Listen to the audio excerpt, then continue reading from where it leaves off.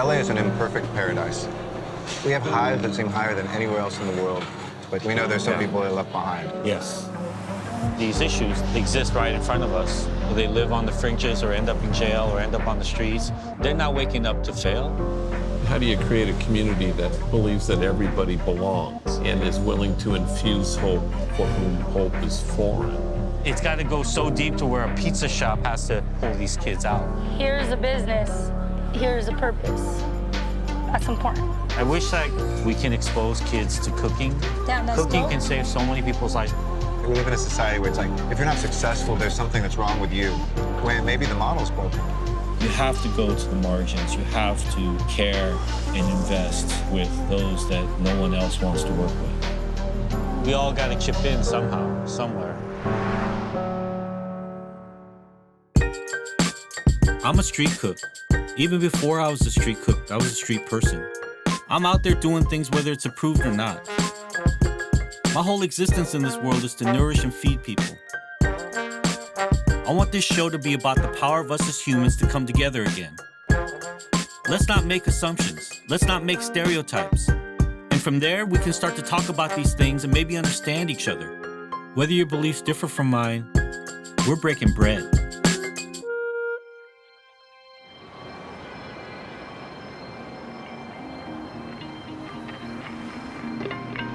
There are so many broken people on the streets of my city. People who've lost hope, who don't have anyone to believe in, and who think there's no path forward. I know them because I was one of them. Food doesn't just nourish us when we're hungry. It can be a catalyst for change.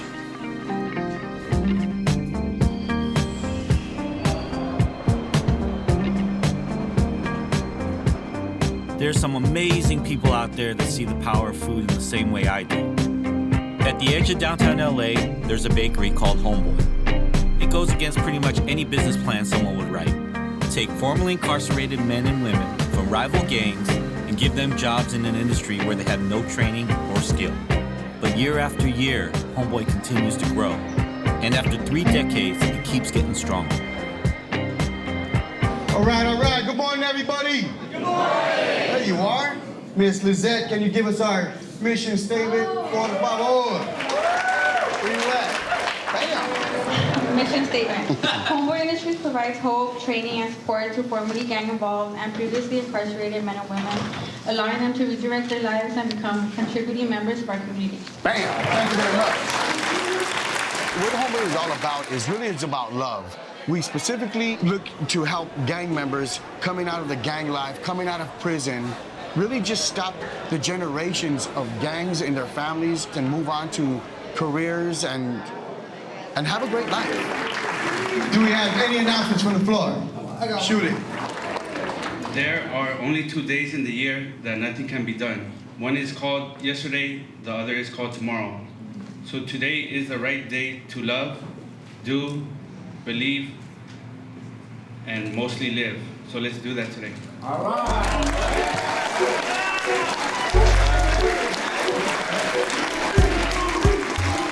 The man behind the scene of Homeboy Industries is Father Greg Boyle. He started a job training program in 1988 out of a small mission in Boyle Heights. We're talking 1980s LA, then known as the gang capital of the world. And Father Boyle's parish was right at the center. In order to understand the impact he's made, you gotta understand what drove him to make that change. Where did the idea come from for Homeboy? Well, I was pastor for 6 years in a very poor community with 8 gangs.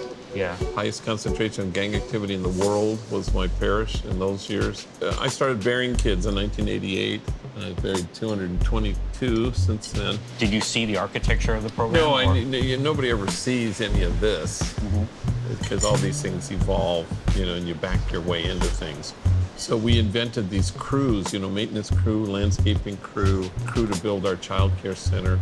All crews were made up of the 8 gangs who were enemies fighting with each other. So my thing was with strategically hired gang members. They had a reason to get up in the morning and a reason not to gangbang the night before. That was my theory. Did Homeboy go through any challenges throughout the 90s? Oh my God. Yeah. The first 10 years were death threats, bomb threats, and hate mail. Really? Because we were helping gang members. And then something turned. People stopped wanting to be tough on crime, and they thought, oh, how about smart on crime? Then they saw this place as smart on crime. Yeah. This is creating, you know, the world that we ought to have, where enemies who used to shoot at each other make croissants back there, side by side. Right here, this is a place that give me the opportunity to learn a lot of stuff. It helped me change my life. You know, being more responsible man from family. I can do cookies, cakes. That's why my son is happy when I make cookies at home.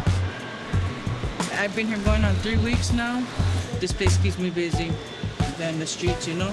Because I have a 10-year-old and an 8-year-old. And I want to raise them better than the way I was. So I'm trying my best to get myself together.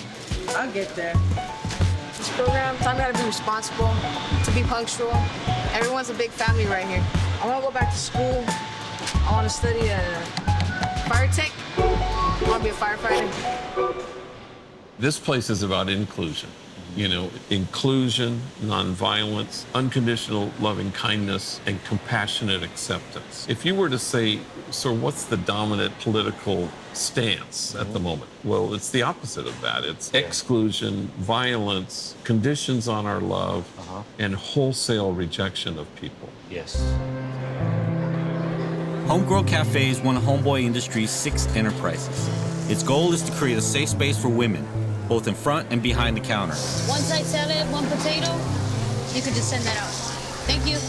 They're all victims of domestic violence, gang violence, and incarceration. The cafe offers them a place to start a new life. I wanted something different. I'm tired of the same results. That gives you second chances, you know? Because people like us, it's hard for us to go to other places. They look at us and they don't want to have nothing to do with us. They were felony friendly. They don't want the tattoos. They don't want to see all that, you know? And this place opens their doors to us and welcomes us in like with open arms. It's like no other place. This is like my second home. If you're hard-headed, belligerent, a pain in the ass, we're going to hire you. Because that's who we want. That's my hiring policy, too. My applications are name and phone number. That's it. Aren't chefs all like that? Yes, we're all like that. Because we were that That's right. Once. So that's the notion. Otherwise, if you cherry pick, then, you know, you're not really at the margins. You're not really standing with people who no one else will give an opportunity to. You know, Homeboy wants to be what it feels the world is ultimately called to become, which is a community of kinship. But how can we sway that in a society that kind of pumps up greed and competition and winning? Can love supersede that? Yeah, I don't think some people think it's too simple. You know, that's if people think winning is sort of the goal. Yeah. But if loving is the goal, then all of a sudden you're chipping away at something, you know, Yeah, the moral arc of the universe. It's beautiful. Once people do that and step away from judgment, then it's a whole new ballgame. Getting to see Homeboy and Homegirl was inspiring, but there's still massive problems that they can't solve alone. They need to be addressed at a bigger level. I asked Mayor Eric Garcetti to sit down for lunch to talk about how the city is tackling homelessness, recidivism, and rehabilitating people on the margins. We're meeting on hallowed ground, Philippe's French Dip, one of LA's most iconic downtown restaurants, opened in 1908. It's a place close to my heart, where people from all walks of life sit across from each other and break bread. I'll have a beef dip with extra dip and iced tea. How old were you think when you came here first time? Probably really young, probably under 4, under 5. 4? Wow. Yeah. Cuídate. Hi, thank you. Igualmente. So we're looking at these cracks within our system. It's like homelessness, hunger, criminalization, things you deal with on a daily basis. Is there a way for activism and government to come together to fill some of these cracks? It has to. Yeah. Government usually doesn't know what works well, and people who know what works well can never scale it up to everybody. Activists need government, government needs activists and innovators. But LA is an imperfect paradise. We have highs that seem higher than anywhere else in the world, but we don't think we're perfect. We know there's some people that are left behind. We struggle to see the people that we don't see because we're so spread out. Now we finally see homeless Angelinos because tents are cheaper and you can see them on the sidewalks. But it's been for decades that they've been there, but it was easy not to see them. the economy is so strong here in the city, you know, that there has to be some room to be able to take care of those that are on the fringe. That's exactly right.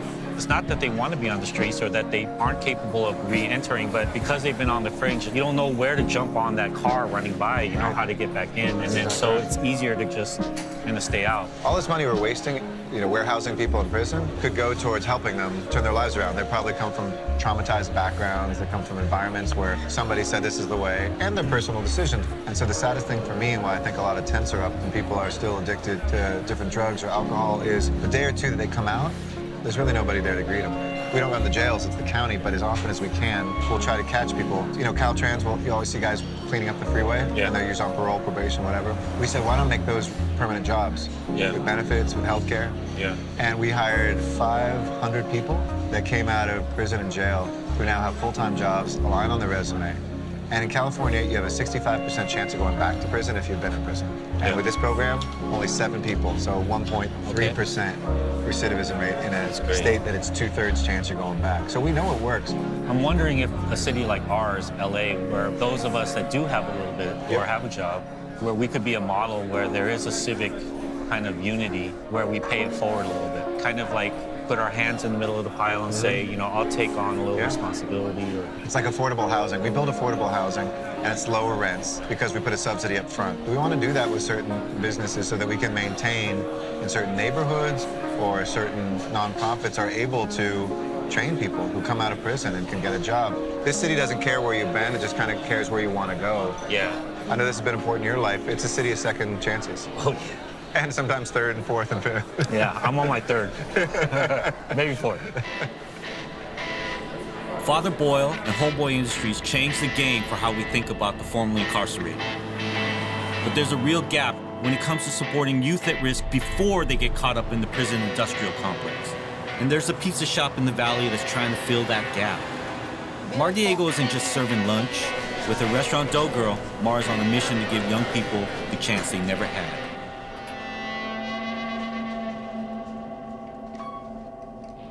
Just yesterday, you know, I get a call that, you know, one of my kids is inside dough girl with an open beverage.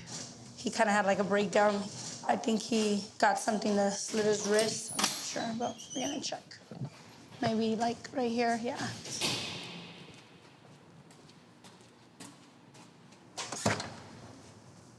Morning, sunshine. Tuki. All right, we're gonna have to figure this out to get you a little stronger today. You hungry? Okay.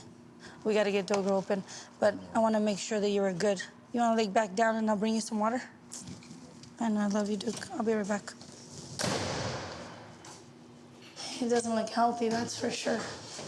Jesus. His mother is actually doing a prison sentence, and I was in the same prison as she was at the same time. You know, I have her baby, and I'm sure she would appreciate it, you know what I mean? Some leave us, some come back, some come over because they can't go home because their parents are fighting or their dad beat up the mom again. Okay, so we're gonna go in here slow. I see all their backpacks and they throw things around. J-Boy, let's get up. E-Man, Coca, we're gonna get ready to go. I went and checked on Duke, and yeah, it doesn't look good. J-Boy, let's get up. J-Boy. You don't got 5 minutes, you got now. We gotta go. Yeah, we got this apartment. We didn't have any furniture, things. We're kind of like just all laying on the floor for the first few months. It was like camping out, like they usually would do, but indoors. But where they can have to rest their head and know that they're safe. I don't have a system. I just know that compassion is like the big deal here. All right, let's go. And I see it's a need. It's a need that everyone wants to feel love and have a place of their own. Most of us go about our days trying to make ends meet and just put food on the table. But the idea of doing something for others is secondary. All right, let's get popping. You wanna hit those lights, guy, please?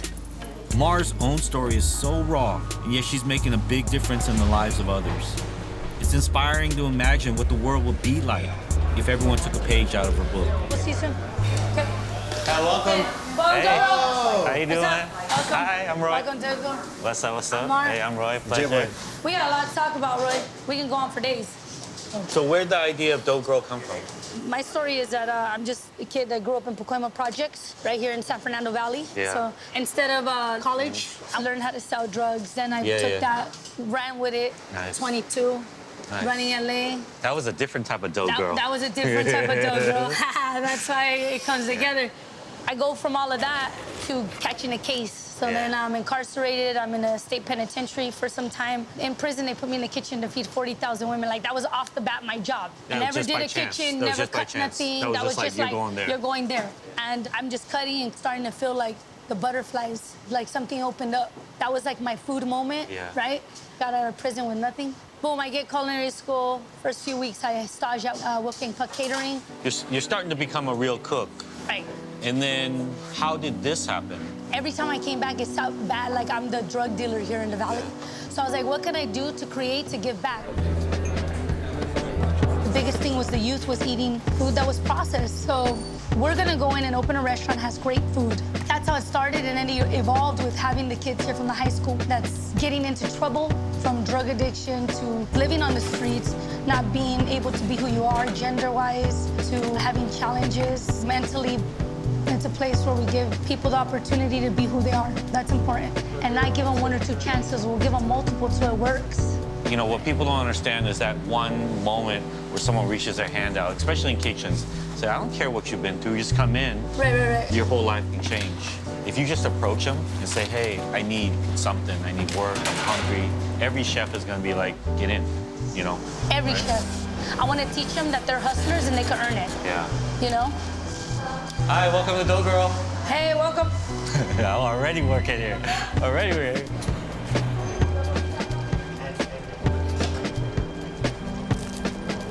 You're running a business, you want to hire people that are, I guess, responsible, right? Like, run your thing. Yeah. But then you decide to go a different way and hire from the kids right in front of you. It all happened with J-Boy.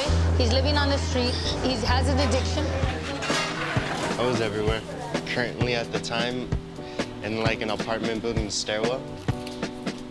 It was warm, it was winter. I didn't have any money or anything. So I just said, like, I don't have money and I don't want to stress you guys to make me something, but can I just make it myself? And she said, yeah. And I looked at her and then I asked her if she was hiring. Jay slept in that corner over there to the left for 6 months. So he would get up, open the ovens. I'd catch him dancing at night, cleaning. You know what I mean? That's amazing. It was just like, it brought it to him. It wasn't about me anymore. It wasn't about the hustle. It was more about the purpose of changing one's life. So the reaction to him coming from the streets, coming into the kitchen, and me saying yes was like, boom. And that's Coca right there. Before here, I was just going through some struggles. So I was trying to like learn how to get back up from like the drugs I used to do. The streets not somewhere to be at night. But Dough Girl saved my life. Here I am now. I want to feed them hope because I am them. They were me. I don't look at a kid that's strung out and be like, oh, well, let me ignore him. Because if you want to give love, you have to listen and care, right? Because it all starts with a connection. How else are we going to be able to change lives if we're constantly pushing them out? Where were you kind of at before Mar brought you in here? Like Rock bottom. Rock bottom. Homeless, on drugs, at the verge of giving up on myself. What you guys are doing now, this is gonna be with you the rest of your life. That's the one thing, great thing about cooking. There's so much like fun road ahead of you. It's eternal, it really is. Not only is it a source of money, but it's also a source of power. It helped me build my self-esteem. It helped me care about myself. Each pizza I make and every customer's face I see when they do get a work of art, it's what I make pizzas for. Yeah, look at that spin. People giving an effort for another person without asking for something in return, and that's what I've learned at Dough Girl. I'm able to put my effort in for something, and I really do not expect anything in return. I just want others to feel what I feel, and that's feel needed, feel somewhat accomplished, and feel that you're doing something for yourself and for others. There's something about cooking, about kitchen, that it's like a gang, to be honest. You know, in many ways where You just gotta show up and prove yourself and That's what it be is. loyal. Yeah. So I'm trying to reinforce that, and I'm using this as a tool. Yeah. Because we all started like this. So let's get the dough. Okay. Let's go over here. Yeah. Just put it straight on that Right so that on here. people could see us making it. Oh, that's nice. Yeah. Why is it important for a place like this? Like, maybe some people may Yeah. think like, you know, oh, just everyone's got it hard in life. Yeah, like, no, for why- sure. We've had local places here, like the apartment complex, or even the high school at one point was like, we need to get rid of Dough Girl. You know, it's negative. She allows kids to be on drugs at her location. But you know, drug addiction is not like a light switch. You can't turn it on and turn it off. The compassion needs to be where you give them time. You have to have patience. There was a period of my life where I spent a lot of time on the streets. You know, I had a home to go to, but I just couldn't be there. You needed a And Dough Girl. I needed a Dough Girl at that time, and that Dough Girl wasn't there. Since you've been open, have you ever lost some kids? Like, Yeah. as far as like... Well, that they died? Yeah, died or on they drugs. died? Yeah. Yes. Yes. A lot of people have these services for youth. They use one system for everyone, but everyone is individually their own person and they got their own thing going. So we can't apply one thing to everyone. We can wish for that, but that's not reality. And a small place like Dough Girl, it makes a difference. Right. Even if it's 10 kids' lives, but those 10 kids will become 30 kids, will become 100 kids. Even if it's one kid. One kid. It's I did it. It's Coca and Jay. It's Coca, Jay, see, man, I did it. I did it. The craziest thing about Dough Girl isn't the support she's giving to these young people, but that she's making one of the best pies in town, worthy of being at the top of every best of list in LA. Tell me about how you first found this place. Well, you know what happens when you live in a neighborhood and you drive by day after day and then you see a new place pop up? Like all of a sudden, the sign Dough Girl. Okay. And I'm like, wait a minute, that wasn't there yesterday. Okay. And I came in and I looked on the wall, I saw the menu and I'm like, animal style, like fries on a pie, lobster, you know, like lobster bisque on a pizza, like in this neighborhood. So I knew something was different with this little hole-in-the-wall pizza spot, and I had to investigate. If she didn't have a mission and it was just a Oh, it'd pizza still be place, a great do you pizza. think you would have still wrote about it? Yeah, oh yeah, absolutely. After one bite, you know, regardless of her purpose-driven, you know, restaurant, this was gonna be on the list. In order to be competitive, you have to offer this kind of thing in this day and age, as you know, as a restaurateur. But how do you do that and make a profit and help your mission? That's a tall order. Hard enough to run a restaurant. It's hard enough to run a restaurant. We need the consumers to chip in on it. If you're willing to go to a high-end restaurant, you're expecting to pay more for that meal because you're getting elevated food, better ingredients, the chef's background. We could kind of redirect that for the purpose-driven restaurant. Add value to the things. It's Yeah. basically adding value. That's a great point, Eddie. The added value would be the community Yeah. would benefit. It's worth a shot. Everybody loves a good story and a happy ending. To be able to go to every hood and see a Dough Girl and see what Dough Girl's doing here in Lake Balboa and walk into every city and see that it was possible. If I'm profitable and my purpose is here, why aren't they taking that approach? They have to have compassion. Things need to change. Every kid that walks in here always leaves with a great outlook and they're backed by me and I'm not gonna lose. You know what I mean? I will not lose. Dough Girl Pizza, how can I help you? It's not like she's doing this to get a kid from a C to an A, you know?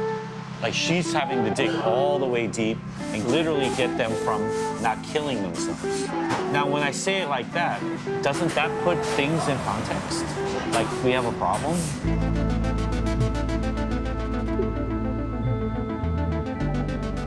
You're not made if you don't take it back home. On a straight ahead here, that was a playground where every time I woke up in the morning, there was always like shells, like gun shells, and it smelled like gun smoke. Gang banging in the 80s was real. It was like the golden era. It shaped me who I am. This is known as the San Fernando Gardens, and it's also known as Pacoima Projects, and this is where I grew up. There's a little Mar in here somewhere, guys. There's a little Dough Girl. There's a young child with dreams of becoming something. I just want to make sure to be that person that tell them they can do it. And not only tell them, but walk them through it. It still looks the same after so many years, which is why Dough Girl is gonna come and change it. I really see great things for this place. There's a lot of potential.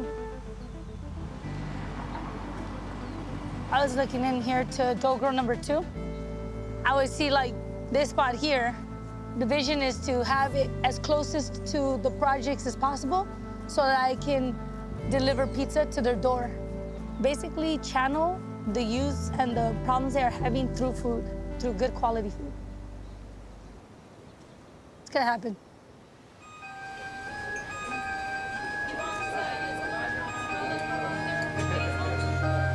This place should be packed out the door, lying around the corner. She should be so busy that she can't stop because that, in turn, is helping people. And then that story is reinforced in other people saying, you know what? Social good does good. It is good. And it's good for everyone. It's also good for my pocketbook as well as an investor. And that continues on because of the story. All right, let's see. Okay, you want one of these? Which one? I want more. That's perfect. Look at that fresh moss right there. Woo! If we add value to rare ingredients, we should add value to rare people as well.